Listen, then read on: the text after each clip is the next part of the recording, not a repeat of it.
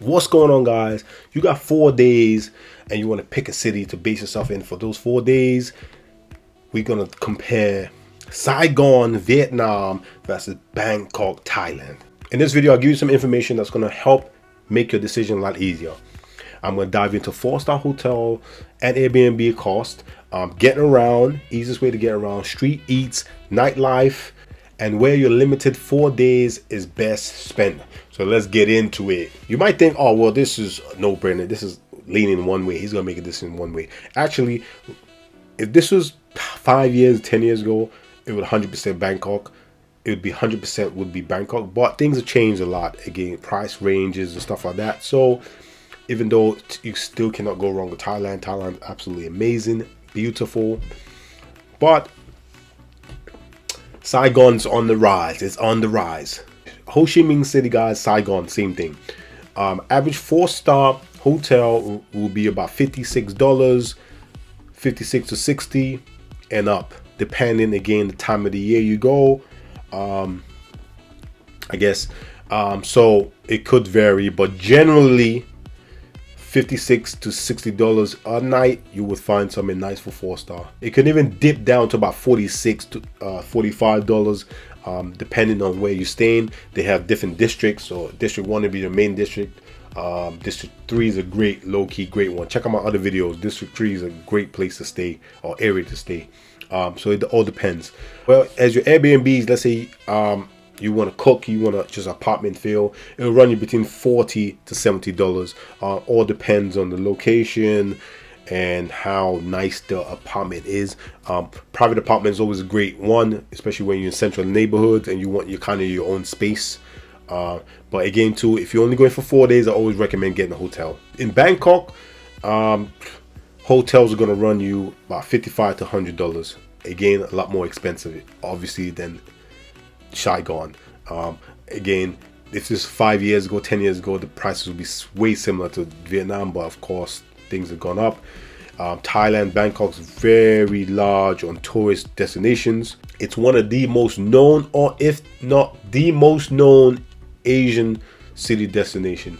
So there's people coming in from all over the place. So things you have to prepare for that to be and accommodate for yourself. Things are going to be more expensive. So like I said, I'll say $60 to $100 per night. Again, too, depending on the time. Do not, guys, if you want to get cheap or go to a cheap travel, go to times where it's reasonable and it's nice to be in Bangkok. Summer periods, guys, is peak times. Like your ending of the year, New Year's, very expensive. And also like March, April, where they have the water festival, that'll be super spiked as well. After that, just before the rain season, prices dip a little bit. But Airbnbs, guys, I don't really say like Airbnbs, not anymore anyway, especially in Southeast Asia. But again, let me take that back. I do like apartments, but I would get like apart hotels type. So they advertise in the apartment hotel. They advertise in the hotels websites like your Booking.com, Airbnb. You know what I mean? I like that. You know, that security of it all. I did that in Malaysia, super dope. But I actually do recommend that in Bangkok. KL and Bangkok has some of the best apart hotels or Airbnb accommodations in all of Asia, in my opinion. So you get some amazing deals, amazing apartments with pools, restaurants, chaos like a shop. And you're looking between $45 to $90 per night. Again, a lot more, not a lot, but more expensive than Saigon. But still, if you shop around and depending where you're staying in Bangkok, you can get really good deals and a nice apartment with good amenities in a good location. So you just gotta look around. So if I compare the both, guys, realistically, Saigon, you can get it slightly better because you can get really upscale, beautiful places for much cheaper. So you could be staying somewhere really nice in a really nice apartment, especially during off season, and spending significantly less. Whereas Bangkok, you have to pay. You're gonna be paying a lot more, but you can. There's so many options, so many places, so many different parts to stay in Bangkok as well. But it's gonna be a lot more higher. It's gonna be a lot more premier So especially in the central locations, it means a lot more luxury, especially in the central locations. So you have to pay for that. So again, too, depending on your budget, if you got a good budget and high budget, then 100% Bangkok, because your money's gonna go a lot more way. And one thing about Bangkok, I'm not gonna get into this now actually, but let's just compare as far as, let's say, hotels and accommodation. It's not even close. Saigon's a lot cheaper, even during peak season, than Bangkok. But Bangkok, you get a lot more wider range of like apart hotels. So Saigon and Bangkok have really good transportation systems and cost, but again, Bangkok hands down has way better transportation infrastructure. But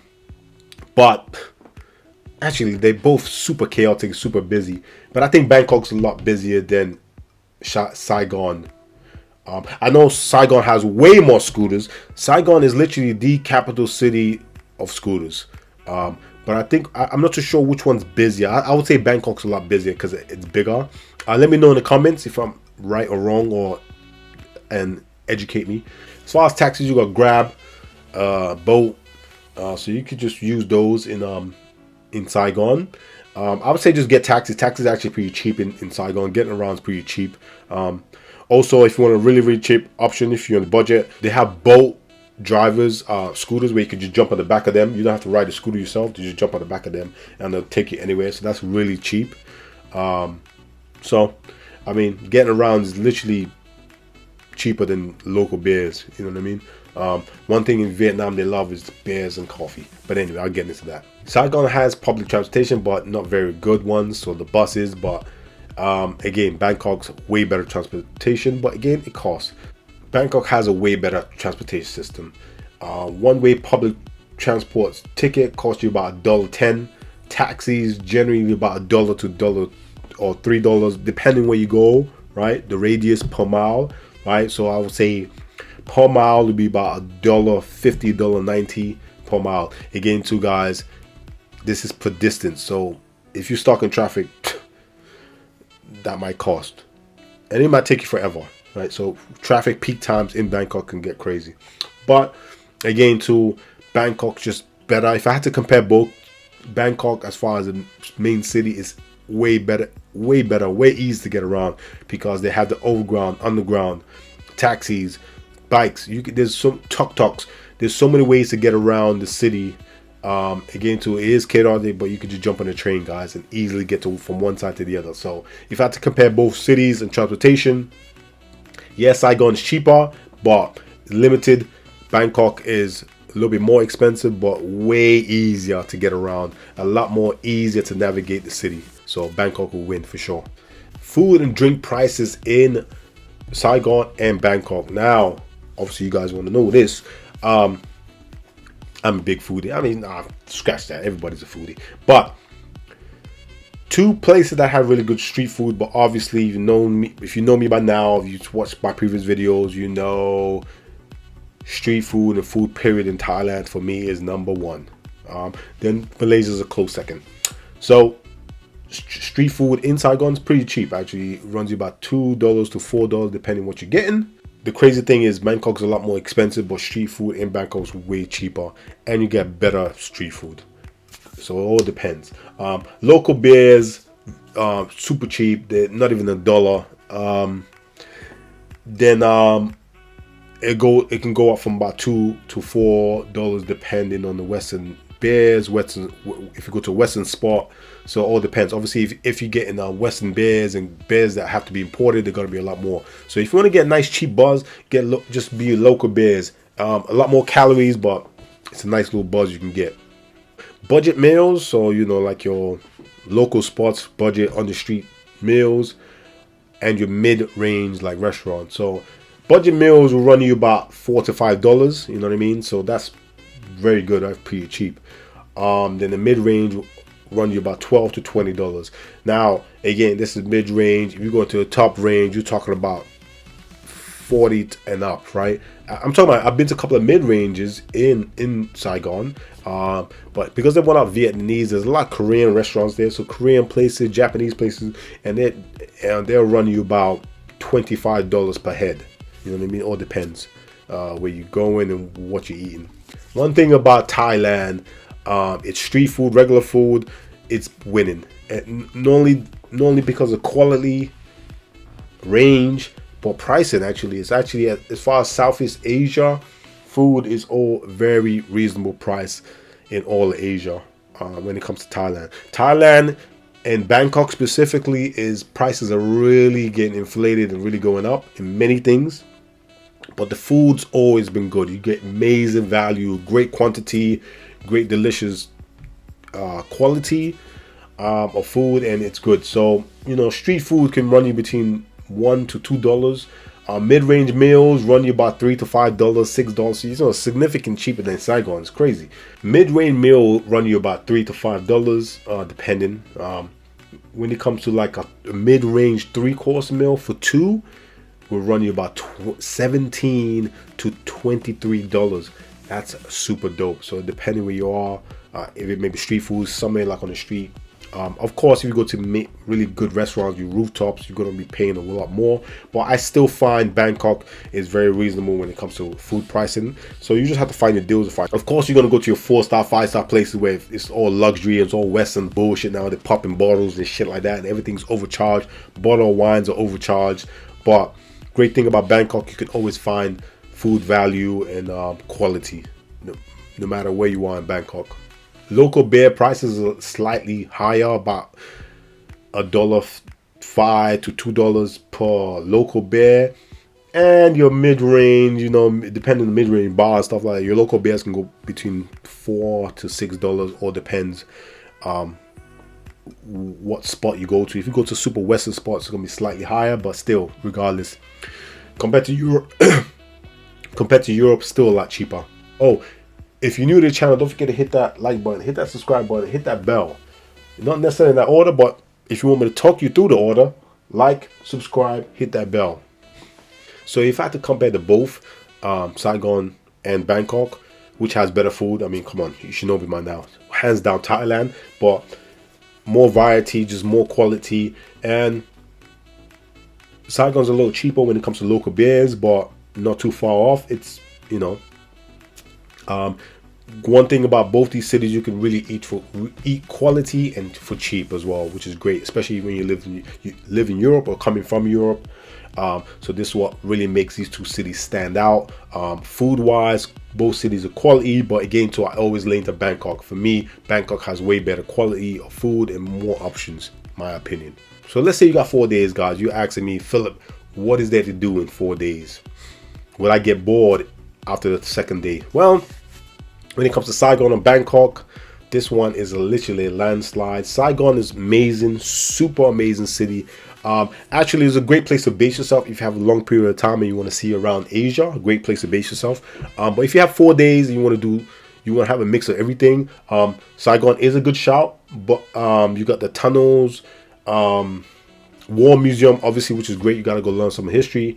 You got lots of night markets, day markets. You can go cafe hopping. Like, coffee is like so massive. Vietnamese coffee is some of the best coffee in all of Asia. They love beer and coffee. Hit District 1. All the dope stuff is in District 1. You can get a boat ride. Check out some rooftop bars. Great thing about downtown District 1, you got some really amazing new buildings. You got some old school shits. There's a bunch of mix. Go to your theater. Half a day trip. So there's quite some things to do. Again, too, I was there in total 5 days, 2 days when I came in and 3 days at the end. It was great, but I wouldn't recommend. Again, if I wasn't basing myself there for a long period of time, if I just wanted to go somewhere for 4 days, Saigon's cool, but I would pick other places. Put it that way. Bangkok, you just have more things to do. Bangkok's just more of a vibe. It's more of a vibe, period, because it's an all-around vibe. You got things to do in the day and things to do at night, obviously. You got the Grand Palace. You got the floating markets. Imagine being on the boat. You could drink and eat. You got to go to the floating market. Super dope. You got Chinatown eats. You got street food crawl. You can literally go to street food crawl like you do a pub crawl and just try different places. You got sky bars. all kinds of rooftop bars. Guys, this city, I love the city so much because for me, not only the vibes, it has the best rooftops in all of the world, in my opinion. I've been around the world. I've not been to every country, but places I've been to, Bangkok has the best rooftop bars. It's just all vibe, and there's so many, right? Which is great. It's like, for instance, living in London. There's a couple of really nice rooftop bars, but let's say in the summertime, all of them will be packed. Bangkok, there's so many. And there's so many people in Bangkok, but you could always find one it's a good vibe, but also not overpacked. And there's so many of them, so I love Bangkok. And if I had to do the comparison of this, before I even go, I can go even say more. These lounges, the night markets, the night market, the night food markets, dope. There's some in Saigon, but not even close to Bangkok. So again, 4 days, guys. For me, if I had 4 days, I would not 100%, not one time would I get bored in Bangkok. So Bangkok, if I had to compare these two, Bangkok will 100% win. If it comes to 4 days, a 4-day agenda where you want to do things, itinerary where you want to do things every day, Bangkok 100%. Of course, if you want to learn some history, learn about the Vietnam has a huge, massive, long history, especially with the Vietnamese War. Definitely go there for 4 days. But again, like I said, Bangkok, Thailand has massive history as well. But for me, it's all around. I'm talking about an all-around experience. I got 4 days. I want to do something fun every day. Bangkok will win. But anyway, look, the best of 4 days. Now, this is just my opinion again. Like I said, I want to give you some information and you can make your decision for you. I'm not here to make your decision for you. You make your own decision. But Saigon is a deal for like great history, gritty history, tough history. Especially when you go to the museum, you're like, damn, good old Americans. Their Vietnamese food obviously is amazing. Vietnamese food is some of the best in the world. You got budget stays.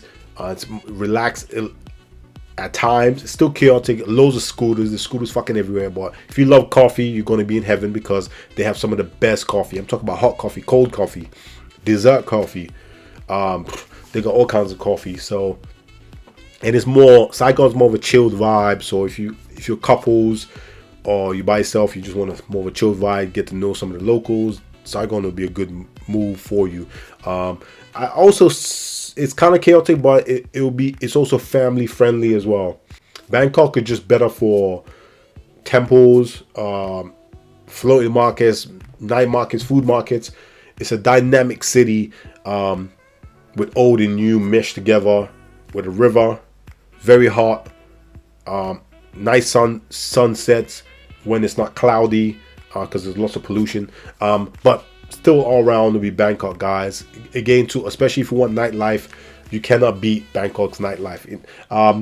In all of Asia, let me know in the comments, guys. In all of Asia, I'm not talking about the crazy shit, guys. Get your mind out of the gutters. I'm talking about just basic nightlife, good nightlife.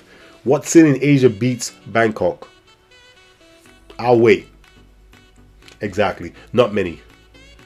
You might argue with 3, but Bangkok will either finish first or second. So, like I said, if you into a light life and you want a variety of light life, I'm talking about for everything, salsa, hip hop, whatever you're into, Bangkok will have it. It also has a crazy dirty side of it, of course. A scamming side of it as well. So always be aware of that. But nevertheless, this video is just about talking about the positive sides. So bottom line, it all depends what you're looking for and how you kind of want your 4 days vibe to be like. If you want an all-round aspect of things and things to do, itinerary, every day do something different, then it'll be 100% Bangkok, and you have a little bit of bigger budget. If you have a lower budget, still want to have a good time, don't want to break the bank, or you know what I'm saying, overspend on the 4 days, then Saigon will be it. You can't go wrong in either one of these places, but if you put me in a spot and I had to choose, I would choose Bangkok all day. Bangkok for me beats many cities in Asia, so I might be a little bit biased, but that would be my favorite Asian city right now. Tokyo is a second. I love Tokyo, is a second. But anyway, like I said, I wanted to give you some price options and just give you some information so you can make a decision if you're leaning on one of these twos. Here are some of the prices comparison, and it's just food for thought, right? And I hope this helps you make a decision that you want to make. Again, to my best scenario, or I always say, is if you can do both, do both. But again, you don't only have 4 days, so I wouldn't recommend doing both the cities, like 2 days, 2 days. No, just do 4 days, then move on to somewhere else and go to either one of the cities and do 4 days, so you can actually see the city, learn about the city, learn about the culture. I hope you found this video helpful. If you did, support the channel. Hit that subscribe button. If you haven't subscribed already, just hit the subscribe button anyway, just to support the channel, help me grow the channel, and so on and so forth. So, till next time, peace.